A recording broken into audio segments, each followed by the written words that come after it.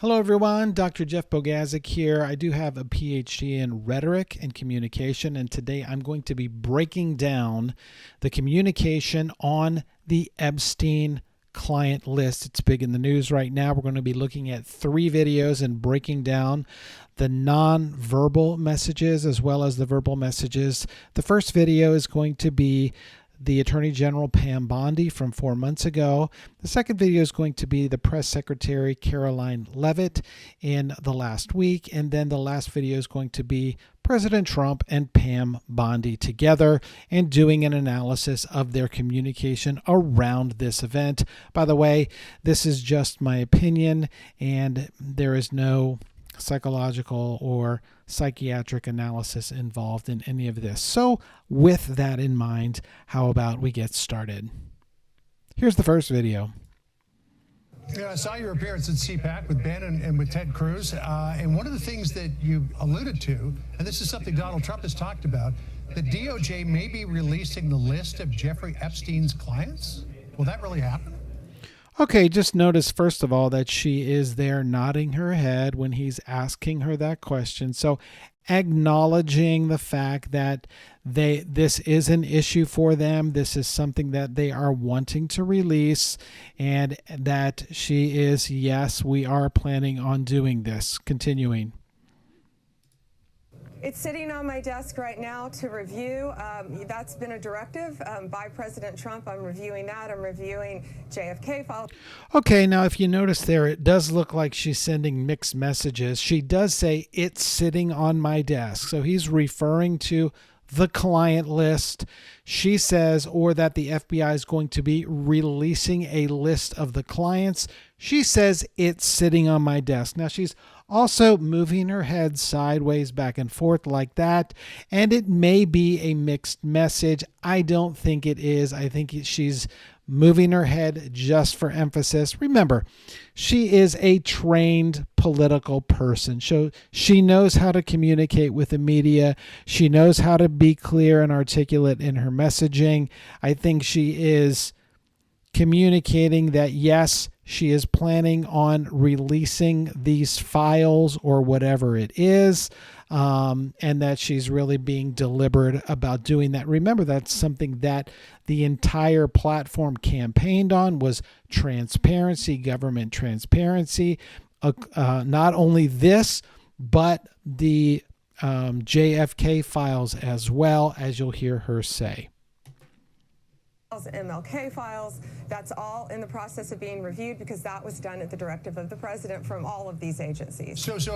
So she's just acknowledging once again that she is doing what they promised to do. Yeah, we're going to do this at the directive of all the agencies. I don't see anything here that is any type of non-verbal behavior that signifies that she is lying or that she is not being truthful. I think she is being a little bit vague in what she's saying. Yes, it's sitting on my desk, and she's lumping it together with all of these other things as well. Here comes a very important moment in this video that I think we should pay attention to. Have you seen anything that you said, oh my gosh? Not yet. Okay, so she's got the file sitting on her desk, and she says, I haven't seen anything yet. So a couple of questions that we have right at the front. Has she not looked at the file? Has she not looked at the file? Now, here's where I think she is probably being a little bit deliberately deceptive. Not yet indicates that there's a bit of an out for her in this. And you're going to see some things later on down the road, especially in the last video that I show, which will give a lot more context to this. All right, let's go into the press secretary, and as she's taking questions from reporters, determining how she communicates around this. Caroline, the DOJ and FBI have now concluded there was no Jeffrey Epstein client list. What do you tell MAGA supporters who say they want anyone involved in Jeffrey Epstein's alleged crimes to be held accountable? This administration wants anyone who has ever committed a crime to be held accountable. Okay, so immediately, rather than address the question, she goes into, yes, we want to prosecute anybody who's a criminal. She's evading. Straight up evading the question. We just heard Pam Bondi say on the other video, now granted that was from 4 months ago, that the list is on my desk and we're looking at it and we're going to be releasing it. This press conference comes right after the Attorney General came out and said, no, there is no list. And that causes a lot of confusion. When asked about this, she deliberately evades the question and says, we want anybody prosecuted. Let's continue. And I would argue this administration has done more to lock up bad guys than certainly the previous administration. Going to defend the administration for how they are on crime while ignoring the question, and then also comparing themselves to the previous administration and putting themselves in a better position. And the Trump administration is committed to truth and to transparency. That's why the Attorney General and the FBI Director pledged at the President's direction to do an exhaustive review of all of the files related to Jeffrey Epstein's crimes and his death. And they put out a memo in conclusion of that review. There was material they did not release because, frankly, it was incredibly graphic and it contained child pornography, which is not something that's appropriate for public consumption. But they committed to an exhaustive investigation. Okay, she looks down now. She's not really, I don't think she necessarily is informed on the investigation, but rather she's just putting out there the messaging that they want her to put out, which is what? I'm not answering the question other to say that they've looked at it.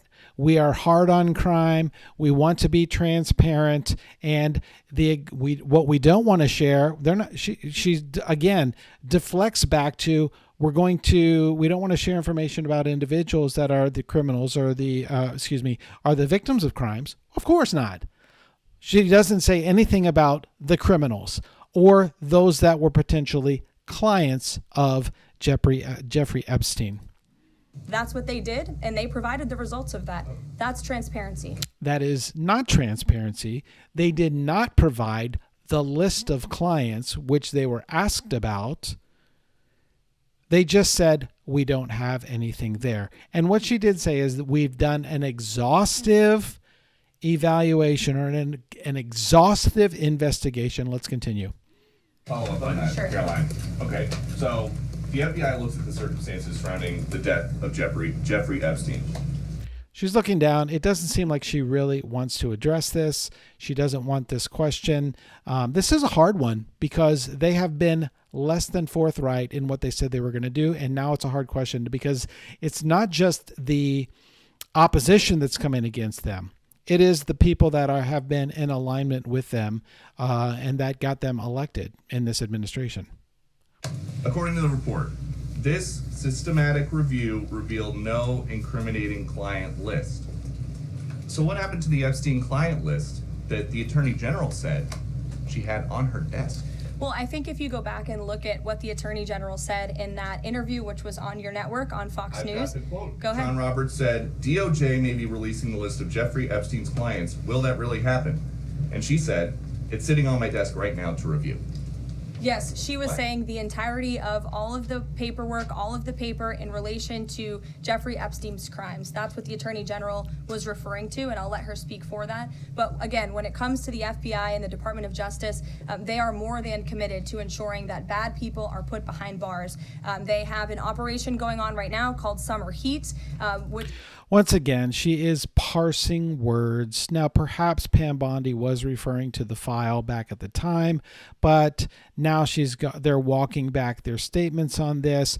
It's clear from her body language she's not looking Peter Doocy in the eye. She's looking around. She's looking down. This is not a question that she wants to answer, and I think she is doing everything in her power, and she's very good. She's a good press secretary, right? She knows how to answer questions well, but her body language does deceive her.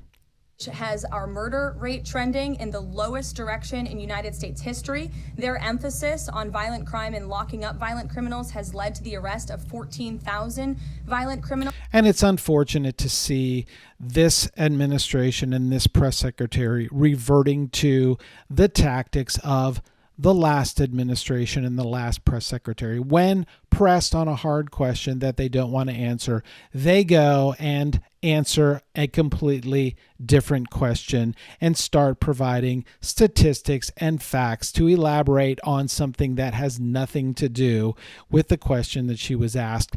This is something you will see regularly in political commentary and political rhetoric. It's a tactic for politicians. When they get asked a question they don't want to answer, they answer a completely different question and give facts and give statistics about something that has absolutely no relevance whatsoever to the question. Who cares how many people have been locked up? Who cares how many people have been arrested? We're not asking about that. What we are asking about is the lack of transparency in the administration when it comes to the Epstein client list. Now, let's go ahead and take a look at the next clip, which is Pam Bondi and President Trump from a recent cabinet meeting. In February, I did an interview on Fox, and it's been getting a lot of attention because I said I was asked a question about the client list, and my response was... Notice how she put client list in air quotes. It was a specific question about the client list. There was no misunderstanding back then that it was about the clients, those people that supposedly went to Jeffrey Epstein for this despicable behavior. She knew what she was asked about. Everybody knew what she was asked about. And now they're walking it back and referring to a client list in a very equivocal way. So, continuing. It's sitting on my desk to be reviewed, meaning the file. Okay, so they really had to come and figure that one out. Like, that is not just something that came out. There was a planned behavior behind how are we going to answer this question. We're going to talk about the file. We're going to talk about the file on Jeffrey Epstein and not the client list. They knew when they were running for office that there was a supposed list of people, highly influential people that were involved with Jeffrey Epstein. Perhaps you've seen some of the records from his flights and his airplane and everything like that. He was involved with a lot of highly influential people. The people that elected this administration were expecting transparency. We're expecting those people to be held accountable. Even Donald Trump was talking, this was back before he was elected the first time, about putting Hillary Clinton in jail, about holding people accountable for their crimes.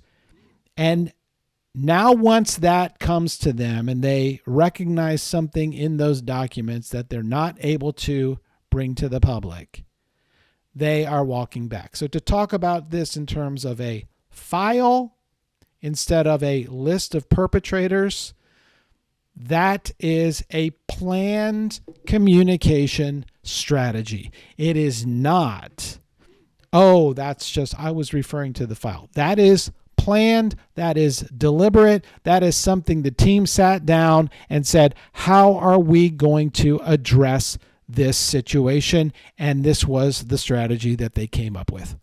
Along with the JFK, MLK files as well. That's what I meant by that. Also, to the tens of thousands of video, they turned out to be child porn downloaded by that disgusting Jeffrey Epstein. Child porn is what they were. Never going to be released, never going to see the light of day. To him being an agent, I have no knowledge about that. We can get back to you on that. And the minute missing from the video, we released the video showing definitively the video was not conclusive, but the evidence prior to it was. So she is having a hard time answering this question. She's being very careful and deliberate about that. Perhaps you've read in the news in recent days that the video that was released, supposedly it had been edited in Adobe Photoshop, and the people that released the video did not erase the metadata, which showed where that video, where there was a missing 1 minute in that tape, was edited in Adobe Premiere Pro, not Photoshop. And so I don't know if that's true. Who knows if that's just another story or something that's made up, but she is having a difficult time answering the question. She goes back and says that every single video is missing a minute from every single night. So I don't even know if they've since released the videos of every night showing that that's the case, but she is having a difficult time now trying to walk everything back and explain why they didn't do what they were supposed to do. Showing he committed suicide. And what was on that, there was a minute that was off the counter. And what we learned from Bureau of Prisons was every night, they redo that video. It's old, from like 1999. So every night the video is reset, and every night should have the same minute missing. So we're looking for that video to release that as well, showing that a minute is missing every night. And that's okay, and so that's what we have from Pam Bondi, really trying to walk it back. I think she is, you can tell from her communication here that she is, I think, struggling. I think she knows she messed up. She blew it, and now she's here trying to walk things back and make things good. You do notice the president looking over at her throughout this video, as well as Secretary of State Rubio looking over at her. They know this is a firestorm. This is a big issue for them. They've really blown it on this. The communications and the messaging around it from the beginning were bad. You can't come out at the very beginning and refer to a client list, a list of perpetrators, and continually make reference to these influential people who were involved. And we've already known that there's been some significantly influential people that have been involved with Jeffrey Epstein, highly influential people, British royalty, that have been accused of being involved in this situation. And to refer to that, we're going to bring people to justice, and then when it comes out, not be able to do it and walk everything back, and now come up with a communication strategy, a deliberate, intentional communication strategy on how we are going to explain our communication failures at the very beginning of this thing. It is not a good look for this administration and for this White House. All right, now I want to take you to another video that does give some context. This is from a while back. It is Pam Bondi on Mark Levin, and let's just watch and see what she says in this video. And now we learn, thanks to you, that you've been stonewalled by people in New York. Do you want to explain that? Yes, Mark. So as you know, we released about 120 pages of documents, and I started asking for these documents right when I came into office and before Kash Patel was in there. So I ended up getting about 120 pages. We carefully redacted them, of course, to be sure the 254 young girls, women who are victims of sex crimes and sex trafficking, their personal information was redacted. Okay, so there's 254 victims. 254 victims that were redacted out of that 120 pages. Okay, this is after Pam Bondi released 120 pages to a bunch of right-wing conservative influencers in an attempt to show how transparent the administration was. And they released absolutely nothing new, and everybody expects victims to be redacted. But to come out with 254 victims and assume there are no other perpetrators, I think it's possible. But we already know that there are a couple of other people that have been accused of being perpetrators. Let's continue. and out of there to protect them. So I'm going through it and I kept saying, there has to be more. There has to be more. I'm assured that's it. Cash asked the same questions. Assured there's no more. I found out, this week that a source told me New York, SDNY, they're sitting on thousands of pages of documents regarding Epstein. Thousands. And of course, you've seen the very strong letter. We will get everything. We will have it in our possession. We will redact it, of course, to protect grand jury information and confidential witnesses, but the American people have a right to know. And Donald Trump is the most transparent president in our nation's history. So not only will America get the full Epstein files, they will get JFK, they will get Martin Luther King.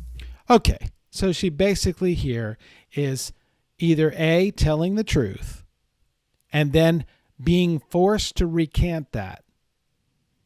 But there apparently are thousands of pages of documents regarding this situation.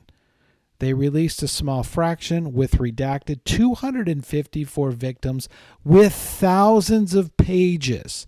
And so I think what's happening here is she's saying something that perhaps she wants to do. I would not necessarily doubt that this attorney general was in full step with being transparent about this situation, regardless of who was involved. And now all of that gets walked back. So what do we have to say about that? There's one more video that I do want to show you. The video of Alan Dershowitz, who I believe was at one point the attorney for Jeffrey Epstein. This is him in an interview back in March of 2025 with Sean Spicer. So let's hear what he has to say. Fact, documents are being suppressed. And they're being suppressed to protect individuals. I know the names of the individuals. I know why they're being suppressed. I know who's suppressing them. But I'm bound by confidentiality from a judge and cases, and I can't disclose what I know. But I hand to God, I know the names of people whose files are being suppressed in order to protect them. And that's wrong. Okay, so there we have Alan Dershowitz basically confirming, and he is the lawyer of Jeffrey Epstein, confirming the fact that a list of people involved, aka a client list, is there, and that those people are, the names of that are not being released to protect those people. So, tough situation for the administration and for the White House. I'll give you my quick assessment, recap, and we'll go from there. Number one, I think they ran a political campaign on this idea that we are going to put people behind bars that deserve it.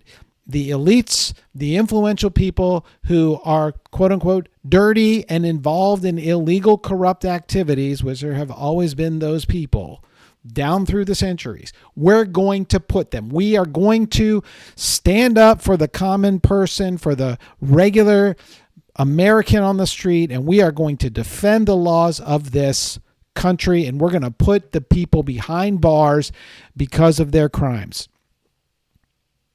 They campaigned on it.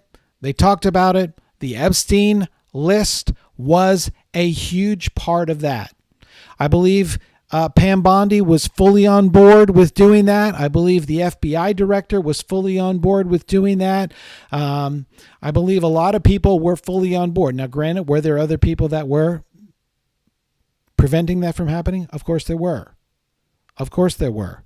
In an administration, there are people like that. So, but they acknowledge a list. Everybody knew a list existed. Everybody knew that there were quote unquote clients or people that were criminally involved in this situation. If you want to parse words on who was a client or who was paying Jeffrey Epstein in terms of a customer-client type of relationship, I think you're parsing words. What everybody was referring to was the fact that there are a list of people, highly influential, highly important people that were involved in criminal activities with Jeffrey Epstein and what he was doing in regards to sex trafficking, And the people of this country wanted those individuals held to account. They campaigned on it. They acknowledged it. Everybody knew it. You heard Alan Dershowitz talk about it. And then they found something out. They found something out, and they can't release it. So perhaps somebody else is involved in that. I'm not going to speculate on who. There's been speculation on who else might be involved in that, or who might have been caught, or who might be on tape, or who might be in those thousands of pages of documents that they say they have. Perhaps it's also been suggested that there was an intelligence situation going on with different intelligence groups.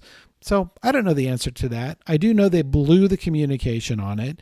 And I think they blew the communication on it because it was politically expedient at the beginning to be able to campaign on that and use that as a way to bring the American people behind them, to utilize that that messaging about justice and integrity and transparency, which, be honest, all presidential administrations do that. And then what do they do when they get in office?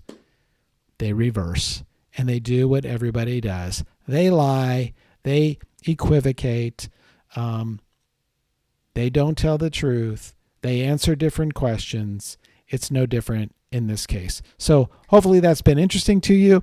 If you like any other breakdowns of these types of situation, just leave something in the comments, and I appreciate you taking the time to watch today. Also, if this is interesting, go ahead and subscribe, maybe share it with a friend. Have a great week.